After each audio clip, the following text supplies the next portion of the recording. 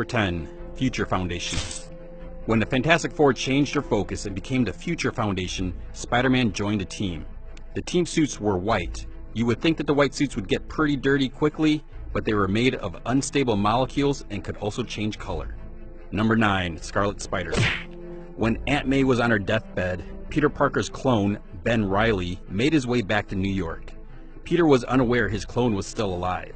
Ben needed a costume to protect Peter's identity. He went the simple route by wearing a red bodysuit and a blue hoodie with the sleeves ripped off. Calling himself the Scarlet Spider, he also added some new items such as stingers that could be shot out and impact webbing. Number 8. Ben Reilly Spider-Man. When Peter decided to retire from being Spider-Man and enjoyed a married life, Ben Reilly took over. Instead of just putting on Spidey's old suit, he tweaked the design to make it a little more of his own.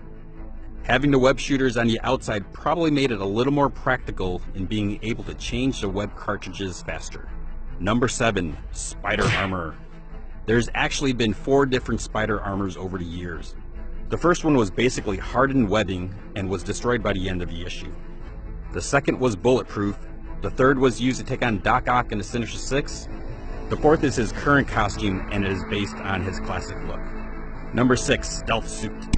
When Spider-Man had to figure out a way to defeat an enemy without using his spider senses, he made a stealth suit that could warp the light and sound around him.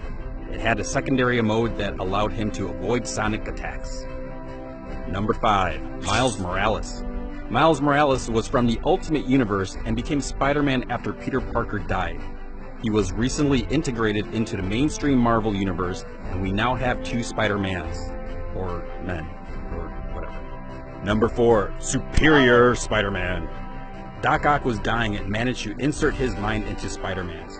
Feeling he could be a superior Spider-Man due to his intellect, he made a new suit to be a better web slinger. Number 3. Iron Spider. During the first Civil War in the comics, Spider-Man aligned himself with Tony Stark, who designed a suit with colors similar to Iron Man's original look.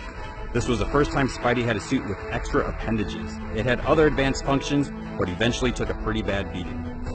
Number 2. Symbiote Costume. On an alien planet, Spider-Man thought he was using a costume-making machine. He came into contact with an alien symbiote. The new costume obeyed his thoughts and could change its appearance. Unfortunately, the costume wanted to bond with him permanently and take over his body. Spider-Man removed the costume and had it contained with the help of the Fantastic Four. Honorable mention, the Bombastic Bagman. After Spider-Man was freed from the alien symbiote, he was left with nothing but his underwear. The Human Torch came up with a solution as part of a prank. Spider-Man was forced to wear an old and baggy FF suit with a paper bag over his head. The top Spider-Man costume is the classic red and blue one. Every time Spider-Man went through a costume change, he always ended up with the classic, as he should.